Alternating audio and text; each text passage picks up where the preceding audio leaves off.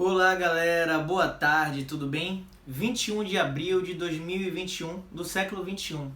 Sabe o que isso significa? É, isso mesmo que você está pensando. Nada.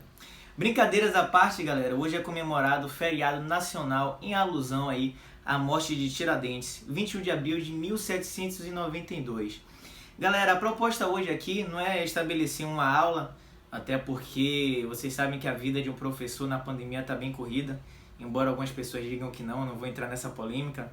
Alguns deputados, alguns políticos digam que o professor não está trabalhando na pandemia, mas a verdade é que eu estava um pouco sem tempo de planejar aí uma aula com imagens, um pouco mais elaborada, com slide, porém também não podia me furtar do meu papel de historiador de comentar essa data, uma data de extrema importância, e a ideia é que a gente estabelecer um processo de reflexão através de uma retórica que visa desconstruir a imagem de Tiradentes.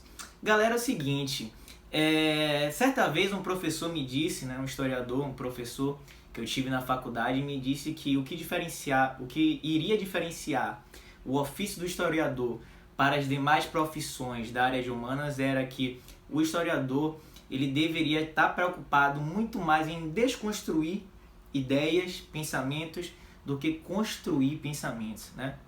Então eu diria que a principal diferença do historiador é desconstruir, narrativas, estereótipos, arquétipos que são criados ao longo do tempo.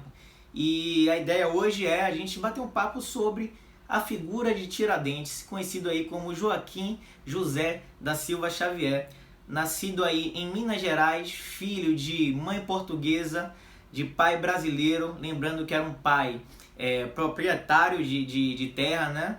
É um proprietário rural, ou seja, ele já nasce na teoria em um berço de elite. Ele vai participar aí do exército de Minas Gerais, onde ele vai se inteirar aí da influência iluminista, dos ideais iluministas, como o liberalismo, a liberdade, a igualdade, a fraternidade, os ideais emancipacionistas. E ele vai participar do movimento Inconfidência Mineira.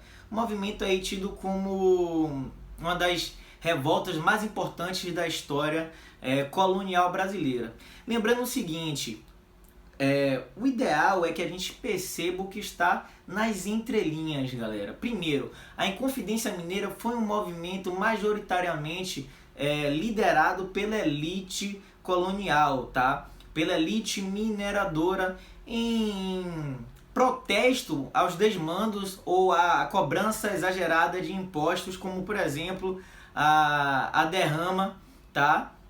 Que ocorria aí durante o ciclo do ouro no período colonial brasileiro. Então o que eu queria mostrar para vocês era que Tiradentes, de fato, ele pertencia à elite.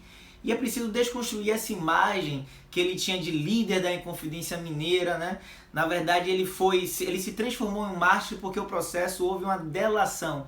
Semelhante ao que a gente vive hoje no Congresso, né? Na política brasileira, onde o político ele acaba delatando todo o movimento de corrupção e ganha, digamos assim, certos benefícios em troca dessa delação, como é conhecida como delação premiada. O movimento conspiratório da Inconfidência Mineira ele foi delatado por diversos participantes e acabou sobrando para a figura de Tiradentes, que aprendeu esse ofício aí durante a sua juventude, Ele exerceu esse ofício aí ele aprendeu esse ofício de dentista, por isso o seu apelido de Tiradentes durante aí a sua juventude.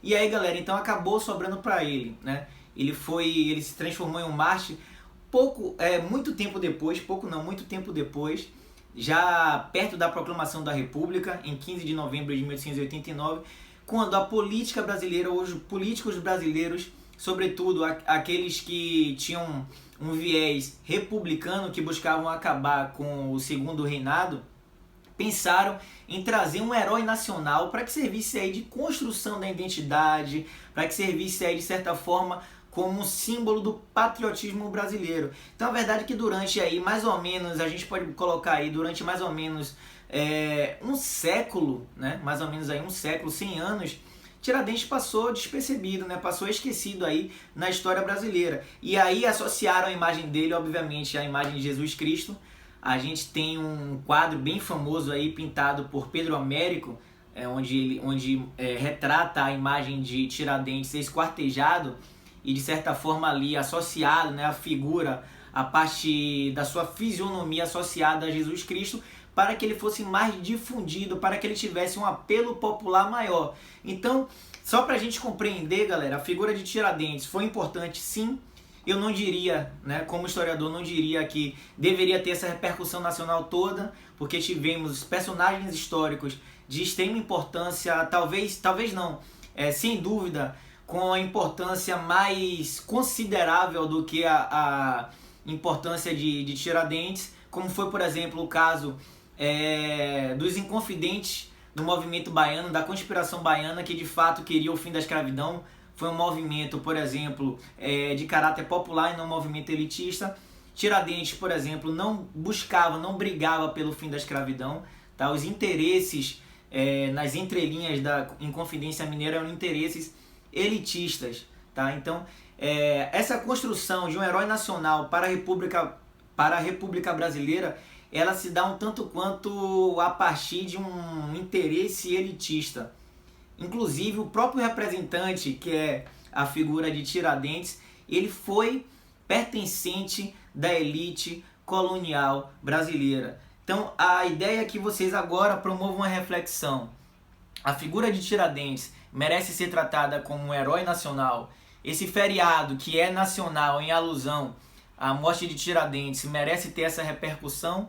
Ou simplesmente essa imagem de herói que perdura até os dias de hoje foi um construto da elite colonial brasileira e os outros personagens que foram esquecidos, tá? A ideia é que vocês promovam essa reflexão aí em casa. Qualquer coisa é só comentar, tá? Pedir para tirar dúvida, só mandar direct. Um abraço, fiquem com Deus, até a próxima.